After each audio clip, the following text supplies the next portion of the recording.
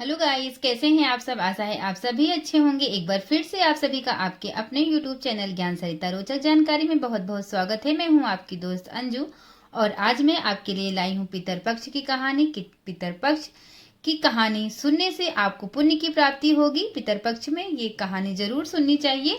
तो आप सभी लोग हमारी कहानी को पूरा सुनिए। अच्छी लगे तो वीडियो को लाइक भी करिए, चैनल को सब्सक्राइब करके बेल आइकन को भी प्रेस करिए। पितरपक्ष की पौराणिक कथा के अनुसार जोगे तथा भोगे दो भाई थे। दोनों अलग अलग रहते थे। जोगे धनी था और भोगे गरीब था। दोनों में परस्पर बड़ा प्रेम था। जोगे की पत्नी को धन का अभिमान था, लेकिन भोगे की पत्नी बड़ी सरल हृदय की थी। पितरपक्ष आने पर जोगे की पत्नी ने उससे पितरों का श्राद्ध करने के लिए कहा तो जोगे इसे व्यर्थ का कार्य समझकर टालने की चेष्टा करने लगा, लेकिन उसकी पत्नी समझती थी कि यदि ऐसा नहीं करेंगे तो लोग बातें बनाएंगे। फिर उसे अपने मायके वालों को दावत पर बुलाने और अपनी शान दिखाने का यह उचित अवसर लगा।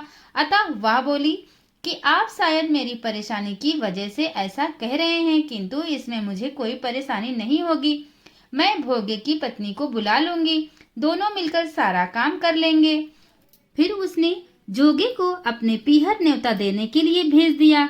दूसरे दिन उसके बुलाने पर भोगे की पत्नी सुबह सवेरे आकर काम में जुट गई। उसने रसोई तैयार की, अनेक पकवान बनाए, फिर सभी काम निपटाकर अपने घर आ गई। आखिर उसे भी तो पितरों का श्राद्ध तर्पण करना था। इस अवसर पर न जोगे की पत्नी ने उसे रोका और न वह रुकी। शीघ्र ही दोपहर हो गई। पितर भूमि पर उतरे। जोगे भोगे के पितर पहले जोगे के यहाँ गए तो क्या देखते हैं कि उसके ससुराल वाले वहाँ भोजन पर जुटे हुए हैं। निराश होकर वे भोगे के यहाँ गए।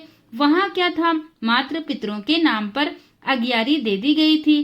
पितरों ने उसकी राख चाटी और भूखे ही नदी के तट पर जा पहुँचे। थोड़ी देर में सारे पितर इकट्ठे हो गए और अपने अपने यहाँ के श्राद्धों की बढ़ाई करने लगे।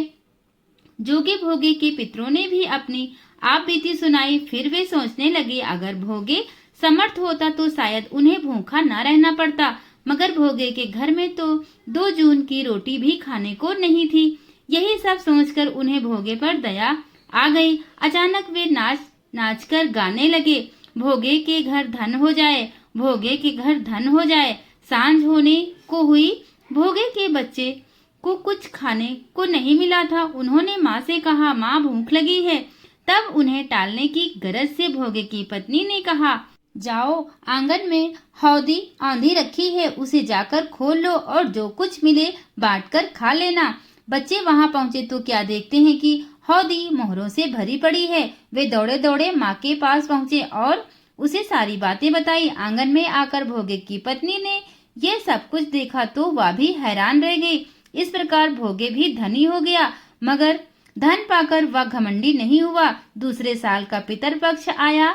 श्राद्ध के दिन भोगे की पत्नी ने 56 प्रकार के व्यंजन बनाए। ब्राह्मणों को बुलाकर श्राद्ध किया, भोजन कराया, दक्षिणा दी। जेठ जिठानी को सोने चांदी के बर्तनों में भोजन कराया।